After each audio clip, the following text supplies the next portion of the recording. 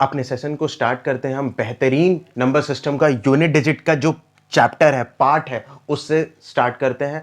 जो बच्चा अंत तक अगर मेरी वीडियो देख गया ना, मैं बता रहा हूं, गारंटी भी दे रहा हूं, आने वाले एग्जाम्स में वो पूरे अंक प्राप्त करेगा अपने मैथ्स के सेक्शन में।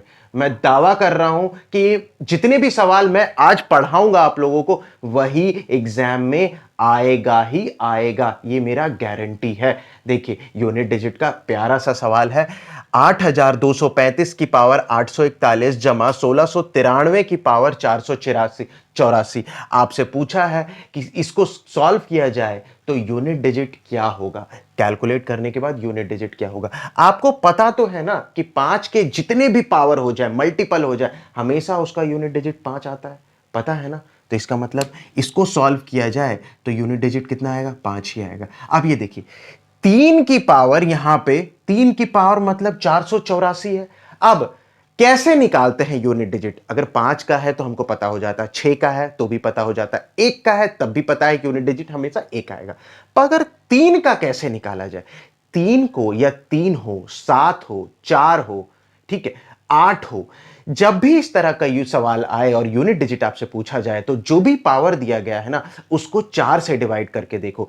जो रिमाइंडर बच गया ना, वो मेरा यूनिट डिजिट निकालने के लिए काम आ जाएगा। मैंने इसके पावर को 4 मैंने इसके पावर को 4 से डिवाइड किया और देखा मैंने कि 4 से 4 पूरी तरह विभाजित हो गया, पूरी तरह से डिवाइड हो गया। दैट मींस पावर क्या आया, 0। मतलब 3 की पावर 0 अगर करूं तो मेरा आएगा क्या आंसर, उत्तर 1 आएगा। मतलब इसको सॉल्व किया जाए ना, 1693 की पावर 484, तो यूनिट डिजिट 1 आएगा। तो यहां पे क्या आ गया, 1। तो इसको सॉल्व करने के बाद जो आंसर आएगा वो होगा 6। समझ में आया ये सवाल। यूनिट डिजिट कैसे निकालते हैं ये आना चाहिए आपको। 5 का यूनिट डिजिट हमेशा 5 ही होता है। 3 का यूनिट डिजिट पावर पे डिपेंड होता है, और वो पावर कैसे निकलता है, रिमाइंडर। जब भी हम 4 से उस संख्या को डिवाइड करेंगे, जो रिमाइंडर आएगा उसी का। यहां पे रिमाइंडर 0 था तो मैंने 3 की पावर 0 ले लिया। अगर रिमाइंडर 1 आता तो 3 की पावर 1 लेते तो मेरा आंसर क्या होता, 3 हो जाता। अगर रिमाइंडर 2 आता तो 3 की पावर 2 करते, दैट मींस 9 आ जाता।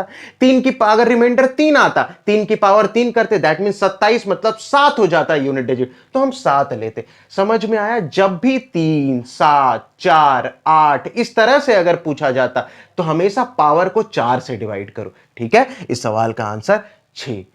आगे बढ़ते हैं, ठीक है, आगे चलते हैं। नेक्स्ट सवाल देखिए, टाइम एंड वर्क का बेहतरीन सवाल है। वर्क का बार बार पूछा जाता है ये सवाल। अप्रोच क्या है मैं बताऊंगा। हर बच्चा इसको गलत करके आता है या दूसरे ढंग से करके आता है, जिसमें समय 1 मिनट लग जाता है, मगर 10 सेकंड से भी कम समय का सवाल है। मैं बताऊंगा कैसे। देखिए, सवाल पहले पढ़ लेते हैं। क्या दिया हुआ, ए किसी काम को ए और बी की तुलना में 32 घंटे अधिक समय में करता है। मतलब ए और बी अगर एक साथ मिलकर अगर एक्स डेज में काम कर रहे हैं तो ए उसको 32 घंटे और ले लेता है काम करने में। उसी तरह बी, ए और बी की तुलना में काम किया जाए तो मतलब 18 घंटे और ले लेता। अब बी भी 18 घंटे और लेता। इस सवाल का डायरेक्ट मतलब ये पूछा, और देखो, निकालने के लिए दिया गया है कि ए और बी एक साथ कितने दिनों में काम कर लेंगे।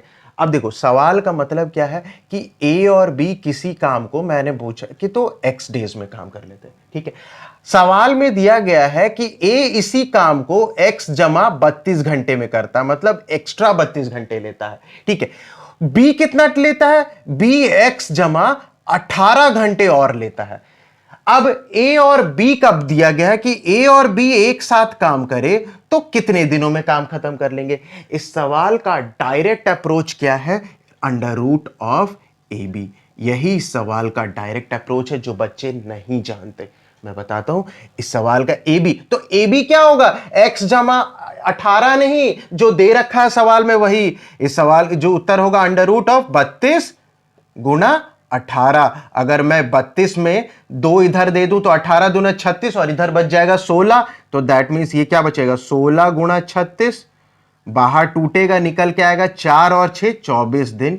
इसका आंसर हो जाएगा। बस देखा, कितना ही प्यारा सा सवाल, मगर बच्चे इसको करने में पगला जाते हैं। हमें कॉन्सेप्ट समझना है, तब एग्जाम की तैयारी होगी, तब आपका एग्जाम निकलेगा और तब आपके बदन में वर्दी आएगी या आप किसी जगह पे अच्छी जगह पोस्ट हो पाओगे। ठीक है, समझ में आया ये सवाल? अगर समझ में आया है तो चैनल को जरूर सब्सक्राइब करें। मैं बहुत तरीके से, बहुत बेहतरीन तरीके से पढ़ा रहा हूं आपको। ठीक है, आगे चलते हैं। ठीक है, देखिए नया सवाल, डिसऑनेस्ट शॉपकीपर पे पता नहीं कितने सवाल पूछे गए हैं बेईमान दुकानदार पे, और लगातार पूछे जा रहे हैं, चाहे वो कोई सा भी, हर एग्जाम में ये पूछा जा रहा है, चाहे जो भी पेपर हो, जितने भी एसएससी के एग्जाम्स हो गए, सीपीओ हो गए, सीजीएल हो, सीएचएसएल, हर में बेईमान दुकानदार इतना फेमस हो गया है कि हर में पूछा जाता है और डेटा बदल बदल के, कॉन्सेप्ट एक होता है उसका डेटा बदल दिया जाता है।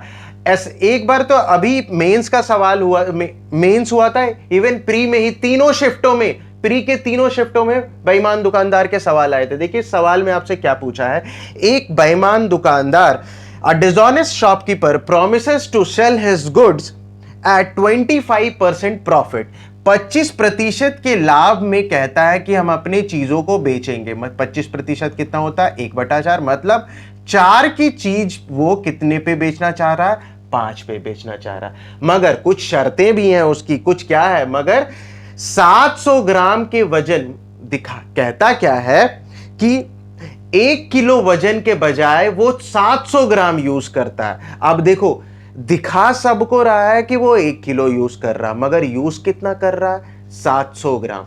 मतलब जो लेने वाला बंदा है, जो लेने वाला बंदा है, उसके नजर में क्या हो गया, उसके नजर में हो गया 1000 ग्राम है।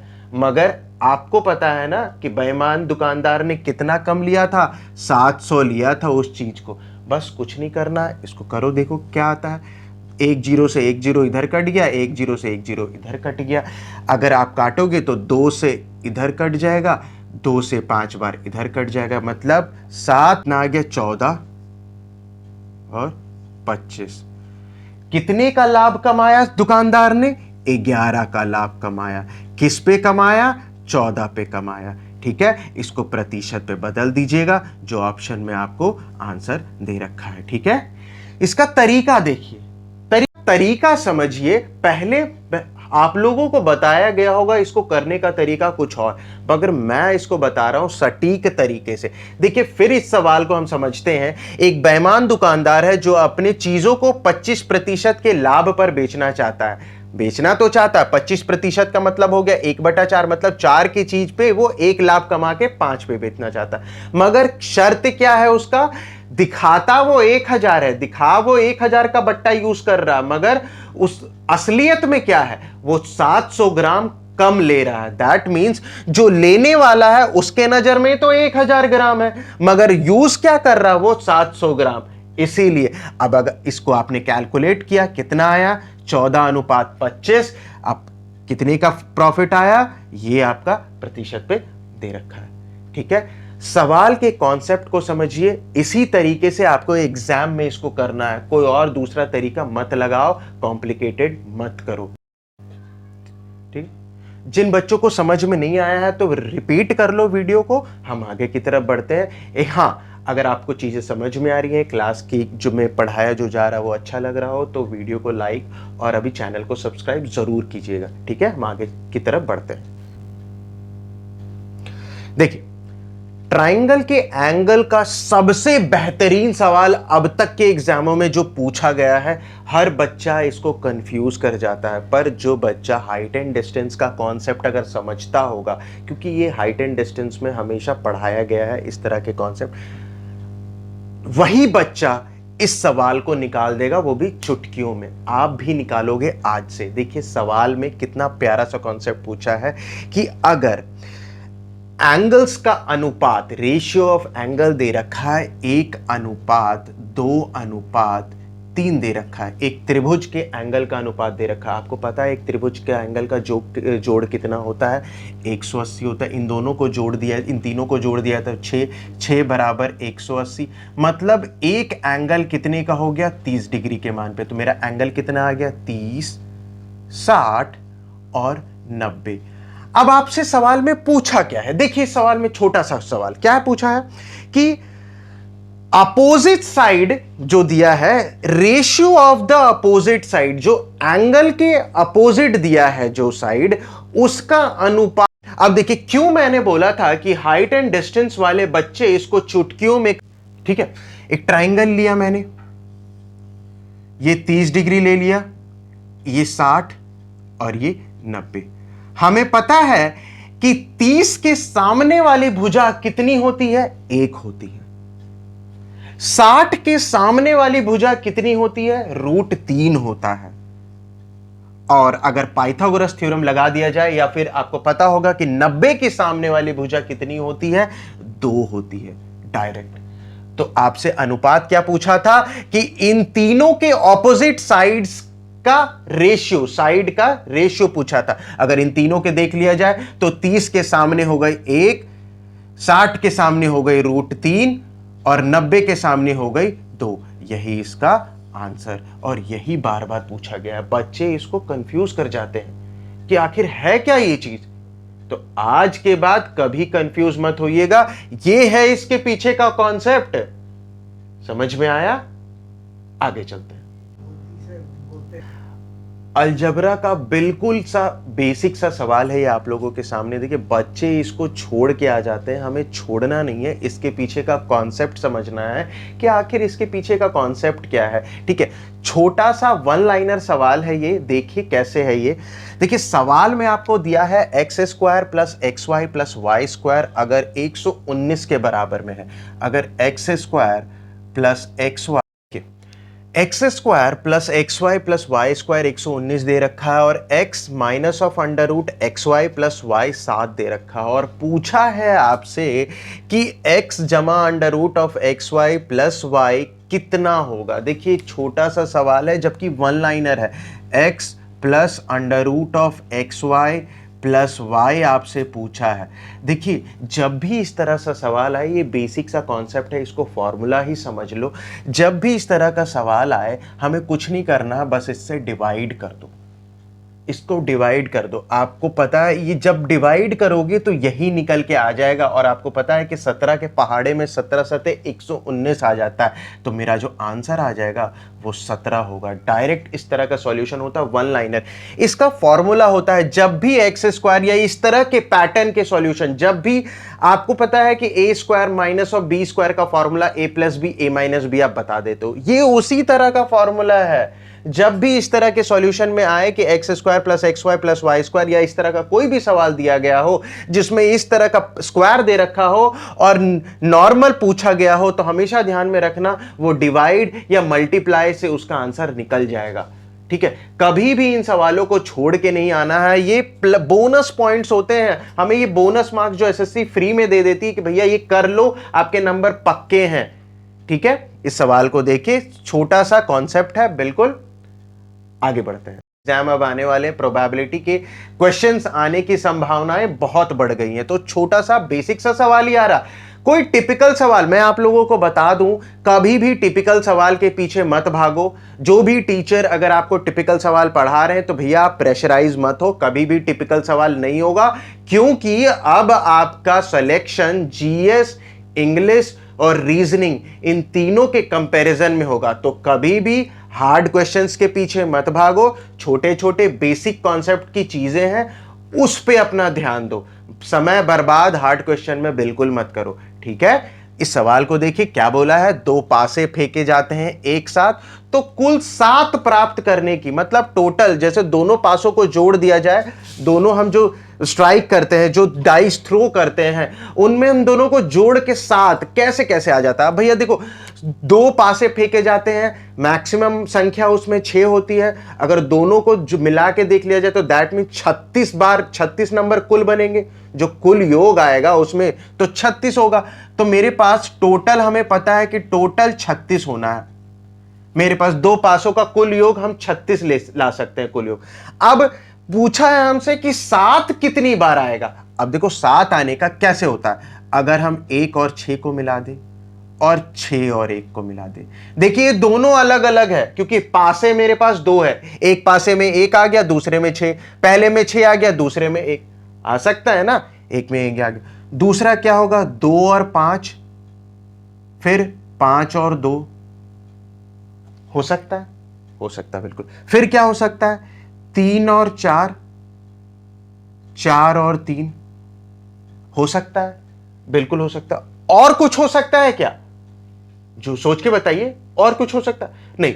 तो कितना बार हो गया आपके पास? 1 2 3 4 5 और 6, टोटल 36 बार में आपके पास 6 बार ऐसा हो गया कि आपके 7 आ गए। तो आपसे क्या पूछा है कि 7 आने की प्रोबेबिलिटी कितनी बार? 7 आया है, 6 बार 7 आया है। कितने बार में? टोटल हमारे पास आपको पता है 36 बार में। तो इसकी प्रोबेबिलिटी क्या होगी? 1/6। इस तरह के सवाल अब पूछे जा रहे हैं कि 7 कितने बार आएगा, 4 कितने बार आएगा। सवाल की लैंग्वेज बदल बदल के पूछे जाते कि एटलीस्ट 7 कितने बार होगा, एटलीस्ट 5 कितने बार होगा। अब सिक्के भी उछाल दिए जाते कि हेड कितने बार आएगा, टेल कितने बार आएगा। तो इन जैसे सवाल बार बार पूछे जाते हैं। इनके पीछे का कॉन्सेप्ट समझिए। और देखिए, कुछ बच्चों को परेशानी हो रही होगी कि 36 कैसे आ गया। अरे भैया, एक पासे में ना 6 अंक होते हैं और दूसरे में भी 6, तो कुल मेरा 36 इस तरह से आ गया। ठीक है, टोटल जो प्रोबेबिलिटी होगी ना पासों का, वो 36 होगा। ठीक है, उनमें से 7 कितनी बार आया? 6 बार आया। ठीक है, तो 6/36 कितना हो गया? 1/6। मतलब 1/6 है 7 आने की प्रोबेबिलिटी। ठीक है, समझ गए? आगे बढ़ते हैं। छोटा सा सवाल है, डायरेक्ट वैल्यू पुट करके भी आप कर सकते हैं। देखो क्या पूछा है सवाल में, अगर 5 cot थीटा बराबर 3 है, अगर 5 cot थीटा बराबर 3 है, तो cot थीटा का मान कितना आ जाएगा? जो cot थीटा का मान आएगा, cot थीटा का मान कितना हो जाएगा? 3/5। यही होगा, होगा ना। और सवाल में आपसे निकालने को क्या बोला है कि 6 sin theta, 6 sin theta -3 cos theta बटे में 7 sin थीटा और +3 cos थीटा। देखिए, इस सवाल को भी बच्चे पता क्या लेकर जाते हैं कि मैं इस सवाल के पीछे अब ले लगाऊंगा मेरा पाइथागोरस थ्योरम, उससे जो वैल्यू आएगा। अरे भैया, आप डायरेक्ट करो ना। साइन थीटा और कॉस थीटा में इसको नहीं कर सकते क्या? कॉट थीटा मेरा क्या होता है? कॉस थीटा अपॉन में साइन थीटा। मतलब कॉस थीटा की वैल्यू 3 और साइन थीटा की वैल्यू 5। डायरेक्ट ऐसे ही पुट करना है और यही इस सवाल का आंसर होगा। हम ट्रिगोनोमेट्री नहीं लगाएंगे इसके बीच में, हम इसमें पाइथागोरस थ्योरम लगा के इसको और कॉम्प्लिकेटेड नहीं करेंगे। डायरेक्ट वैल्यू पुट करो। देखो, साइन थीटा का मान मेरा 5 है, 6×5 = 30 -3×3 = 9। ठीक है, बटे में 7×5 = 35 और जमा 3×3 = 9। कितना आ जाएगा? 30 में से 9 गया 21 और 35 और 9 कितना हो जाएगा? 44। तो इसका आंसर हो गया 21/44। बस खत्म। देखा आपने कि कितना छोटा सा सवाल था। आप 2 सेकंड में भी इस सवाल को कर सकते थे, मगर बच्चे क्या करते, इसको बड़े तरीके में लेकर जाते। बड़े में नहीं लेकर जाना है, टू दी पॉइंट रहना है। ठीक है, देखो देखिए, अलजेब्रा का फॉर्मूला बेस्ड सवाल पूछा गया है आपसे। डायरेक्ट कंपेयर करो, आंसर निकालो। सवाल आपको दिया गया है 5√5x³ + 2√2y³ बराबर है ax + √2y, ब्रैकेट के अंदर फिर bx² + 2y² + cxy। देखिए, कहीं ना कहीं ये डायरेक्ट फॉर्मूला है a³ + b³ का। आपको बस कंपैरिजन करना है और इसका सॉल्यूशन निकालना है। आपसे पूछा है a² जमा b² और माइनस का c² का ये इसका वैल्यू निकालना है। अगर इसको डायरेक्ट कंपेयर कर दिया जाए तो क्या होगा? a का मान, पहले आप a का मान निकालो। a क्या होगा? a होगा मेरा √5 होगा। b क्या होगा? b मेरा होगा, देखो b क्या है? bx² के साथ है, दैट मींस √5 का स्क्वायर मतलब 5। b क्या आ गया? 5। देखो, फॉर्मूला जिसको याद है ना वही कर पाएगा इसको, और बाकी कंफ्यूज हो जाएंगे। अब c क्या पूछा है? c अगर मैं देखूं, c क्या होगा? यहां पे c है एक्स वाई का कोफिशिएंट साथ में है, तो अगर मैं देखूं x भी होगा y भी होगा, मतलब √5 × √2 मतलब। और ध्यान में देना, जब जब भी आप एक्स क्यूब जमा वाई क्यूब का फॉर्मूला करते हो, लिखते हो, तो क्या होता है, एक्स जमा वाई ब्रैकेट के अंदर X square minus of X Y plus of Y square, यही होता है। मतलब यहां कहीं ना कहीं माइनस आपका छुपा है, ध्यान देना। तो सी क्या आ जाएगा, माइनस ऑफ √10। ध्यान, समझ में आया ना, क्या था ओरिजिनल फॉर्मूले में ये माइनस छुपा था, मगर जो सवाल पूछा है उसमें प्लस दिया हुआ। अब आपसे जो सॉल्यूशन पूछा था कि ए स्क्वायर जमा B square minus of C square क्या निकलेगा। भैया ए स्क्वायर देखो, ए की वैल्यू √5 है तो ए स्क्वायर कितना आ जाएगा 5। बी स्क्वायर, बी की वैल्यू 5 है तो 20 की स्क्वायर करेंगे तो 25। अब सी स्क्वायर माइनस रूट का 10 उसी पे सेट कर दो फटाक से, ठीक है। अब देखिए सी का स्क्वायर करेंगे तो -√10 का स्क्वायर करेंगे कितना आएगा, 10 ही आएगा। माइनस का साइन आगे दिया हुआ तो -10 आ जाएगा। अब देखिए 25 + 5 30 और -10 कितना आ गया आंसर, 20। जो लोग इस सवाल का आंसर 40 लगा रहे हैं वो गलत है। इस सवाल का डायरेक्ट आंसर होगा 20। भैया फॉर्मूला याद रखो, फॉर्मूला ही आपको नैया पार लेकर जाएगा। बेसिक कॉन्सेप्ट हमेशा मुट्ठी में रखो, ठीक है। आगे बढ़ते हैं।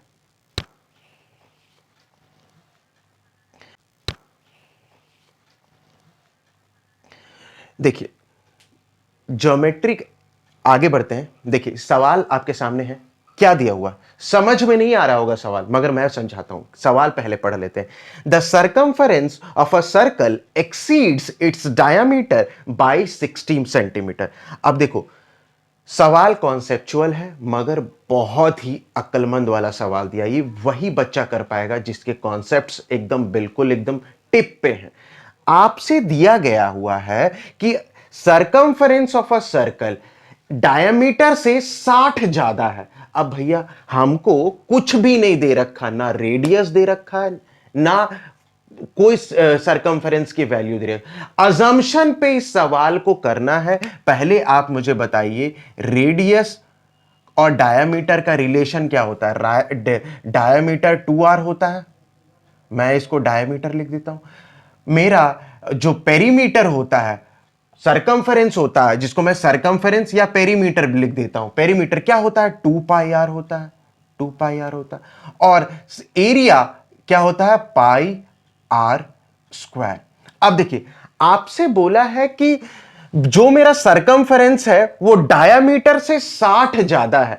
हम अपने कैलकुलेशन इजी करने के लिए, देखिए पाई का वैल्यू होता है 22/7। मैंने क्या किया, अपने कैलकुलेशन इजी के लिए मैंने रेडियस को ही 7 मान लिया, क्या कि ताकि आगे कैलकुलेशन में मेरा 7 कट के बराबर हो जाए। मान लेते हैं मेरा रेडियस 7 दिया है तो डायामीटर कितना हो जाएगा, 14 हो जाएगा, 14 हो जाएगा। अब इसका सरकमफरेंस कितना होगा, देखो 22/7 होगा, 7 से 7 कट, तो इसका मतलब मेरे सरकमफ्रेंस कितना आ गया, 44। देखिए इसी वजह से आप ये मत समझना कि सर ने डायरेक्ट ऐसे कैसे ले लिया। मैंने एज्यूम किया, आप कोई भी वैल्यू एज्यूम कर सकते हो। मैंने 7 इसलिए एज्यूम किया क्योंकि 22/7 अगर करेंगे तो 7 से 7 कट जाएगा, तो इसी वजह से मतलब मेरा सरकमफ्रेंस कितना आ गया, 44 आ गया। सवाल में यह दिया हुआ है कि सरकमफ्रेंस डायमीटर से 60 ज्यादा है। इस सवाल में अगर देखा जाए तो कितना ज्यादा है मेरा डायमीटर, माइनस करो 30 ज्यादा है, मगर सवाल में तो तक क्या था, 60 ज्यादा है। यही था ना, सवाल में कितना ज्यादा, मतलब ये 2 गुना ज्यादा है, 2 गुना ज्यादा। एरिया कितना होगा, अगर रेडियस 7 है तो एरिया कितना होगा, इस सवाल में अगर देखा जाए तो 154 मेरा होगा एरिया, यही होगा ना। अगर 7 से हम चल रहे हैं तो एरिया मेरा होगा 154, ठीक है। अगर 1 यूनिट की मान, मतलब ये डबल है। अब देखिए सवाल, जब डायामीटर से सरकमफरेंस 2 गुना ज्यादा है तो एरिया कितना मल्टीपल ज्यादा होगा, 4 गुना। रेडियस का स्क्वायर होता है एरिया, तो इसका मतलब ये 4 गुना ज्यादा होगा। इसका आंसर कितना हो जाएगा, 4 चौके 16 और 15 चौके 60 और 1 61, 616 इस सवाल का आंसर। देखिए कॉन्सेप्चुअल सवाल था, दोबारा इस सवाल को मैं समझाता हूं। देखिए सवाल में यह दिया हुआ था कि सरकमफरेंस किसी एक सर्कल का सरकमफेरेंस अपने डायमीटर से 60 ज्यादा है, 60 सेंटीमीटर ज्यादा है। अब भैया हमारे पास कोई रेडियस का मान तो दिया नहीं था, मैंने एज्यूम कर लिया। इसलिए एज्यूम किया 7, इसलिए क्योंकि 22/7 से 7 कट जाता है, मैंने वही किया। आर का मान मैंने 7 रखा, मेरा डायमीटर कितना आ गया, 14 आ गया। सरकमफेरेंस कितना आ गया, 44 आ गया। कैसे आया, 22/7 से 60 कट गया, 22 दूना 44 आ गया। एरिया कितना आया, 154 आया। अब देखिए 14 से 44 कितना ज्यादा है, 30 ज्यादा है, मगर हमारा सवाल में क्या सरकमफ्रेंस कितना ज्यादा दे रखा था, 60 ज्यादा। तो मतलब 30 से 60 ज्यादा कितना, 2 गुना ज्यादा है। तो दैट मींस जो एरिया पे इफेक्ट पड़ेगा वो 4 गुना पड़ेगा, क्योंकि रेडियस का स्क्वायर होता है एरिया। तो दैट मींस 154 को अगर 4 से मल्टीप्लाई किया जाए तो कितना आ जाएगा आंसर, 616। ये सवाल और किसी में नहीं, सीजीएल में भी पूछा गया है। ये सवाल इसलिए मैं लेकर आया हूं क्योंकि ये सीजीएल में भी पूछा गया था और एमटीएस में भी पूछा गया था। डायरेक्ट कॉन्सेप्चुअल बेस्ड सवाल है, आपके दिमाग खोल देगा ये सवाल। अगर जिस बच्चे को ये सवाल समझ में नहीं आया हो, दोबारा इस वीडियो को रिपीट करे और समझे। नहीं समझ में आया तो आप मुझे कमेंट में लिखो, मैं इस सवाल को अगले वीडियो में दोबारा समझाने की कोशिश करूंगा। ठीक है, आगे चलते हैं। था और एमटीएस में भी पूछा गया था। डायरेक्ट कॉन्सेप्चुअल बेस्ड सवाल है, आपके दिमाग खोल देगा ये सवाल। अगर जिस बच्चे को ये सवाल समझ में नहीं आया हो, दोबारा इस वीडियो को रिपीट करे और समझे। नहीं समझ में आया तो आप मुझे कमेंट में लिखो, मैं इस सवाल को अगले वीडियो में दोबारा समझाने की कोशिश करूंगा। ठीक है, आगे चलते हैं। एक और बेहतरीन सवाल मेंसुरेशन का प्रीवियस ईयर का सवाल है। हर बच्चा आप लोग कर लोगे, मगर मैं अप्रोच जानना चाहता हूं कि आप लोग किस तरह से अप्रोच करोगे। क्या आप पूरी फॉर्मूला लिखोगे या उसमें कुछ कटौती भी करोगे, मतलब दिमाग लगाओगे अपने कॉन्सेप्ट का। सवाल देखो क्या दिया हुआ, total surface area of a right circular cylinder is 1848। अब एक बात बताओ, टीएसए सिलेंडर का क्या होता है 2 पाई आर और ब्रैकेट के अंदर r प्लस एच, यही होता है। दे रखा है आपको 1848, यही दे रखा है 1848 दे रखा, ठीक है। आगे दे रखा है ratio of total surface area to curved surface area is 3:1। अच्छा, रेशियो दे रखा है टीएसए और सीएसए का, दे रखा है 3:1। कौन बच्चा इसको डायरेक्ट इस तरह से लिख देगा, R प्लस एच और अपॉन में एच। कौन इस तरह से लिख सकता है? कैसे लिखा मैंने, आपको समझ में आया? अरे भैया 2 पाई आर ब्रैकेट के अंदर R प्लस एच, सीएसए होता है 2 पाई आर एच, ऊपर से 2 पाई आर, नीचे से 2 पाई आर, कटेगा नहीं।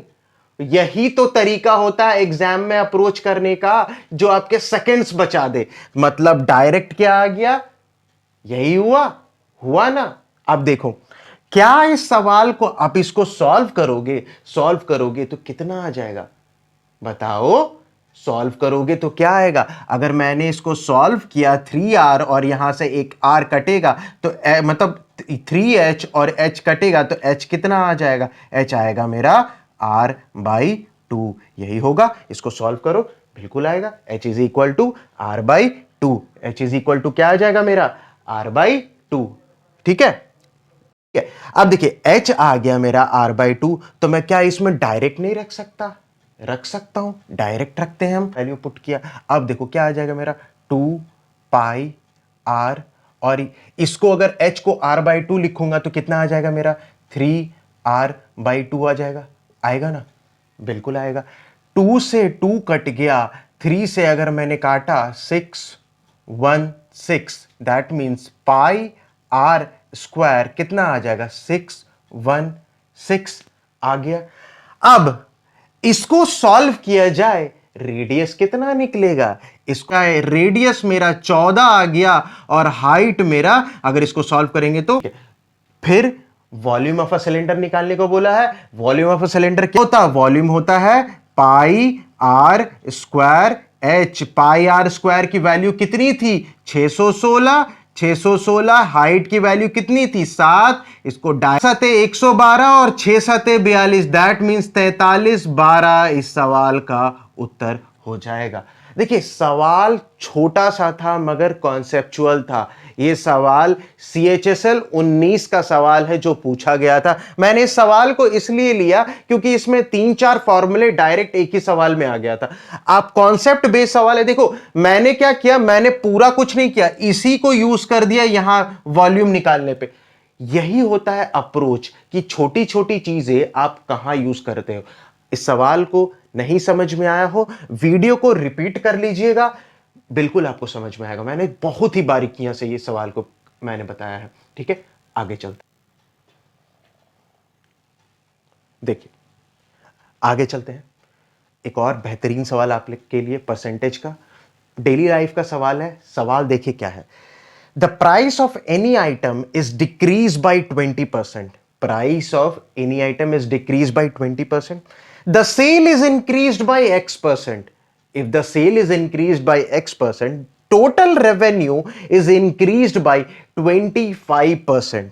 ठीक है, मतलब अगर किसी वस्तु का दाम 20% से घट जाता है तो उसका सेल X% से बढ़ जाता है। तो जब X% से सेल बढ़ गया तो उसके पूरे टोटल रेवेन्यू में क्या फर्क पड़ा, टोटल रेवेन्यू 25% से बढ़ जाता है। देखिए सवाल में आपसे पूछा है X का मान निकालने के लिए कैसे निकलेगा। कॉन्सेप्ट बेस्ड सवाल है। रेवेन्यू क्या होता है, रेवेन्यू होता है प्राइस इंटू सेल।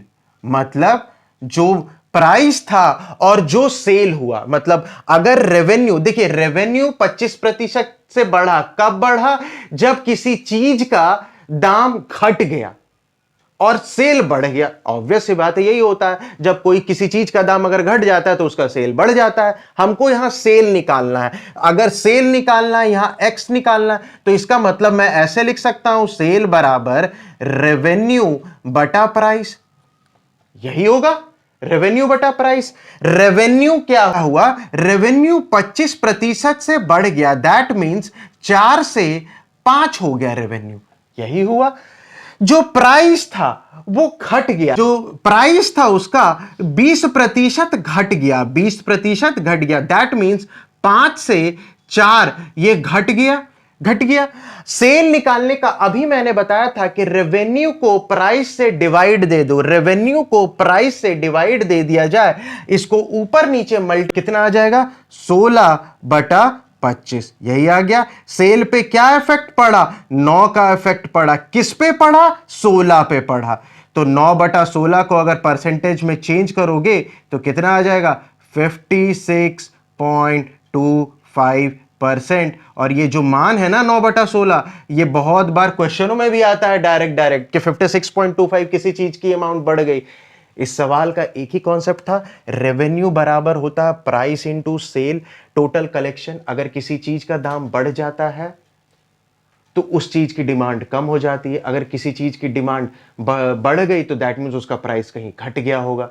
यही है, इस सवाल का एक ही कॉन्सेप्ट था। यही, जिस बच्चे को इस सवाल नहीं समझ में आया हो, ये प्लीज इस वीडियो को रिपीट कर लो, समझ में आएगा।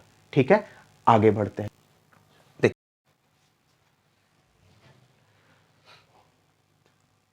चलिए एक नए सवाल की तरफ बढ़ते हैं जो मीन मीडियन मोड का है। स्टैटिस्टिक्स जब से CGL, CHSL या SSC का हिस्सा बना है तब से ये हर एक सवाल में, अभी मेंस हुआ है CGL का, इसमें हर पेपर में स्टैटिस्टिक्स का सवाल आया ही है, फॉर्मूला बेस्ड आया है, ज्यादा इसमें कोई कैलकुलेशन वाला नहीं है। देखिए इस सवाल में क्या बोला, ग्रुप ऑफ नंबर्स जिसमें आपको दिया गया है कि मीडियन 15 दिया हुआ है और मीन 10 दिया हुआ है। मीडियन देखिए क्या बोला है कि 10 संख्याओं में मीडियन आपके पास दे रखा है 15 और मीन दे रखा है इन लोगों का 10। आपसे पूछा है मोड निकालने के लिए, बहुलक आपसे मांगा है कि इस क्वेश्चन का जो सीरीज होगा इसमें मोड क्या होगा। देखिए, जब भी मीन मीडियन मोड पे सवाल आए तो इसका एक डायरेक्ट फॉर्मूला होता है, जो फॉर्मूला बहुत ही इंपॉर्टेंट है। इस पे सवाल डायरेक्टली निकलता और हर एक जब भी सवाल पूछा गया है इस फॉर्मूले पे ही पूछा गया है। क्या होता है वो formula? Mode is equal to three median minus of two mean. इस सवाल पे हम डायरेक्ट लगा दो। मीडियन कितना था आपके पास? 15 था, तो 15 तिया 45। मीन कितना था आपके पास? 10 था, तो 10 दूना 20। तो मोड कितना आ जाएगा आपका? मोड जो होगा वो आंसर मोड कितना आ जाएगा? 45 माइनस 20 25। इस क्वेश्चन का आंसर डायरेक्ट यही। तो ये जो फॉर्मूला है इसको आप याद रख लीजिए, आने वाले हर एक एग्जाम में ये बहुत ही इंपॉर्टेंट होगा आप लोगों का। समझ में आया ये सवाल? ये फॉर्मूला समझ में आया? क्योंकि ये फॉर्मूला बहुत ही इंपॉर्टेंट है। Mode is equal to 3 median minus of 2 mean. ठीक है, आगे चलते। हाइट एंड डिस्टेंस का बेहतरीन सवाल है, सीढ़ी वाला सवाल। हाइट एंड डिस्टेंस का क्या दिया हुआ है? एक दीवार के सहारे एक सीढ़ी ऐसे टिकी हुई है जो आधार से थीटा कोण इस प्रकार बना रही है जो कॉसेक थीटा दे रखा है मेरा 37/35। ठीक है। यदि सीढ़ी के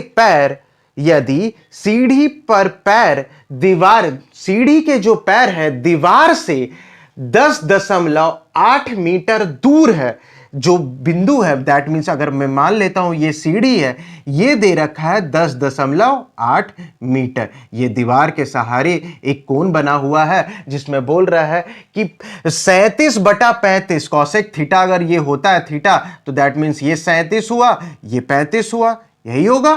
ठीक है।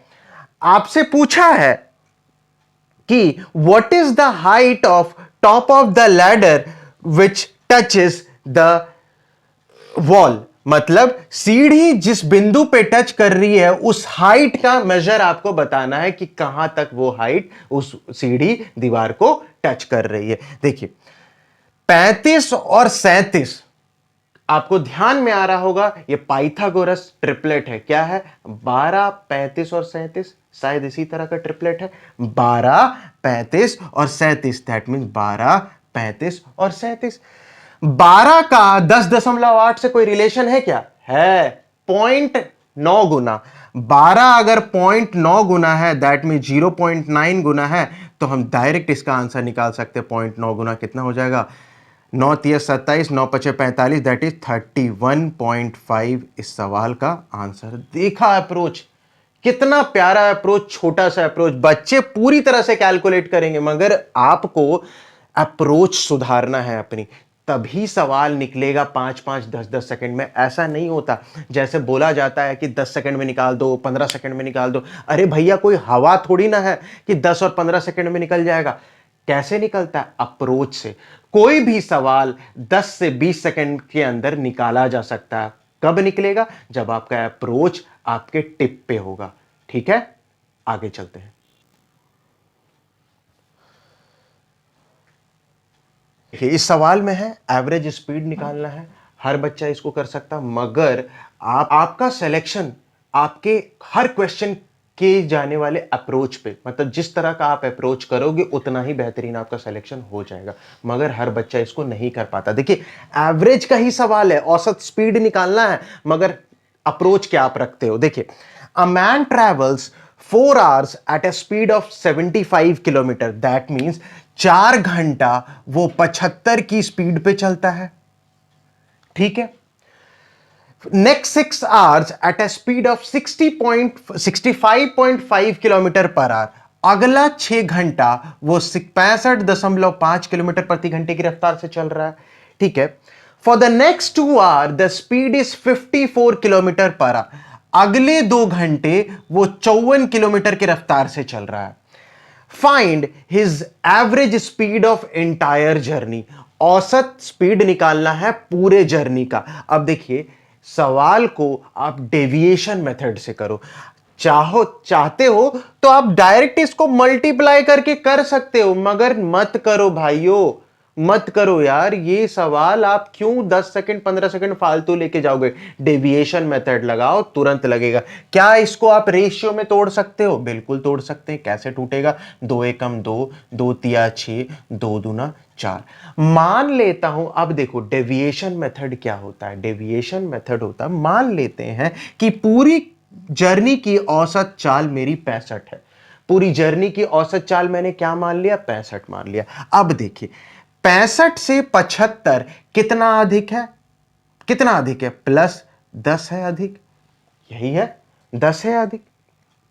ठीक है, 65 से 65.5 कितना है? मतलब 0.05 अधिक है। 65 से 54 कितना? मतलब ये तो कम हो गया ना, तो ये तो कम है। कितना कम है? 11 कम है। अब देखिए डेविएशन मेथड का कमाल देखो, ये तो है ही। अब ये देखो, देखिए 65 तो मैंने औसत चाल मान ही लिया था। अब ये देखिए 10 का फर्क आ रहा है 2 पे, तो मतलब कितना हो गया? 20 हो गया। जमा 0.5 का स्पीड चल रहा है 3 घंटे में, तो कितना चल जाएगा? 1.5 चलेगा दूरी। 11 कम चल रहा है कितने पे? 1 पे, तो कितना हो जाएगा? माइनस का 11। और टोटल टाइम जो मेरा लग रहा है, कितना लग रहा है? 3 2 5 और 1 6। इसको आप सॉल्व करोगे, 65 मतलब 20 और 1 21.5 माइनस आपका 11 कितना आ जाएगा? 10.5। 10.5 डिवाइडेड बाय 6 कितना आ जाएगा? ये तकरीबन ये कितना आ जाएगा? अगर इसको काटोगे, अगर मैंने इसको काटा तो ये 35.5 डिवाइडेड बाई 2, यही आएगा। हाँ यही आएगा 3.5। तो दैट मीन्स ये कितना आ जाएगा? 66 और 1/4 गया 3/4, ये आ जाएगा औसत स्पीड किलोमीटर पर आवर, यही आ जाएगा।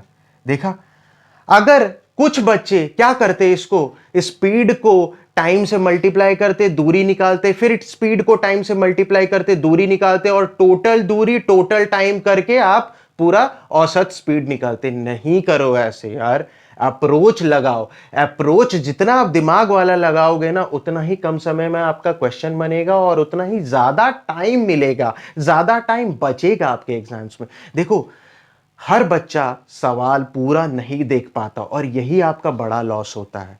ठीक है, अगर आप क्वेश्चंस पूरे भी देख ले रहे हो ना एग्जाम में, तो दैट मीन समझना आपका टाइम कहीं ना कहीं मैनेज हो पा रहा है। धीरे धीरे आपके वो अप्रोचेस काम करने लग गए हैं, मगर हमको टाइम भी लेना है और हमको क्वेश्चन भी करना है। ठीक है, आगे चलते हैं।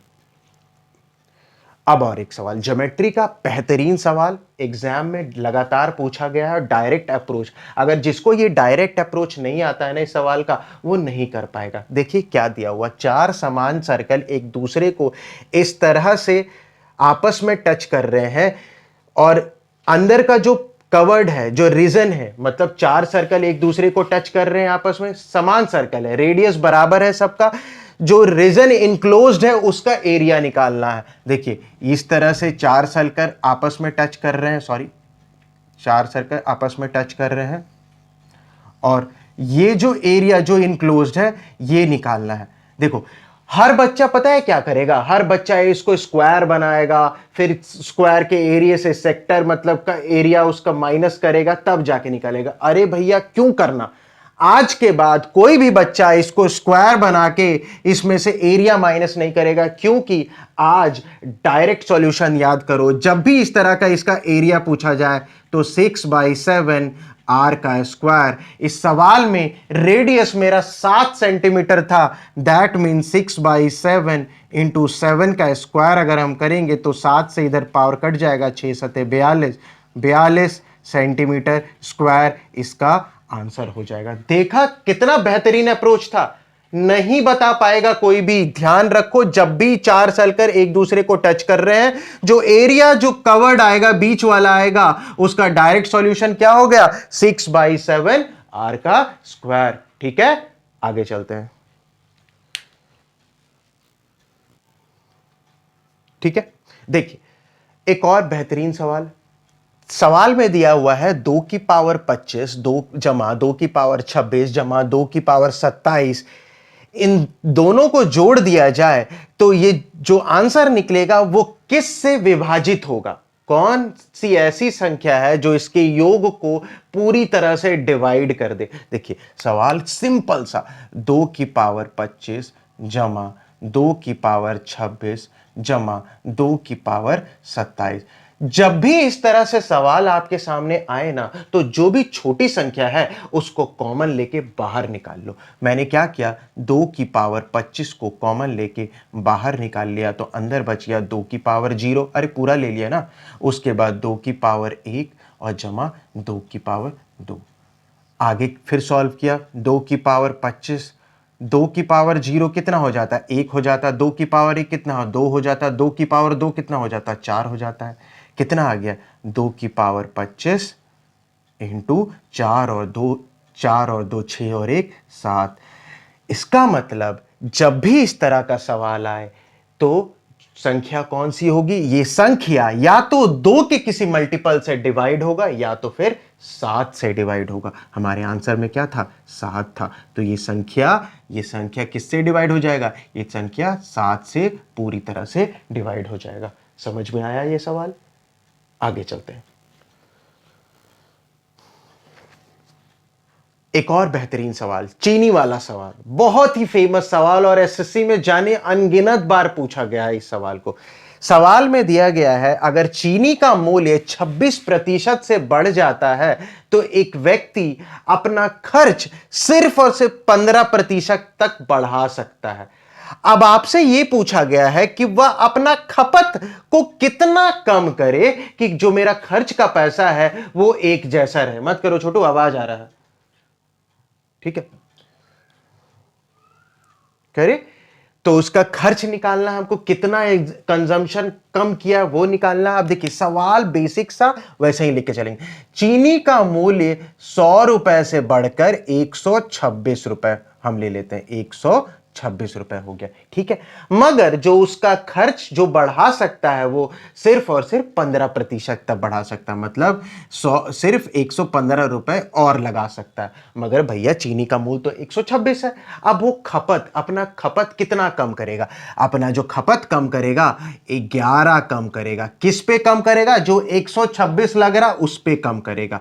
11/126, इसको प्रतिशत में बदलोगे आंसर मेरा आएगा कितना? 7, कितना आ जाएगा छोटू? 7.3, 8.7। इसको प्रतिशत में बदलिए, आंसर कितना आ जाएगा? 8.7%। ठीक है, यही सवाल का उत्तर होगा। ठीक है, आगे चलते हैं। एसआई और सीआई का 2 इयर्स का डिफरेंस वाला बेहतरीन सवाल देखिए क्या बोला है। 15,000 रुपए पर 2 वर्षों के सामान्य और चक्रवृद्धि ब्याज का अंतर, सामान्य और चक्रवृद्धि ब्याज का अंदर अगर 96 है तो वार्षिक जो ब्याज लगा उसका दर फाइंड करना है। देखिए इसका डायरेक्ट फॉर्मूला होता है। क्या होता है फॉर्मूला आपको पता है? डिफरेंस दे बराबर होता है पी आर का स्क्वायर अपॉन में 100 का स्क्वायर। डिफरेंस कितना दे रखा है? 96 दे रखा है।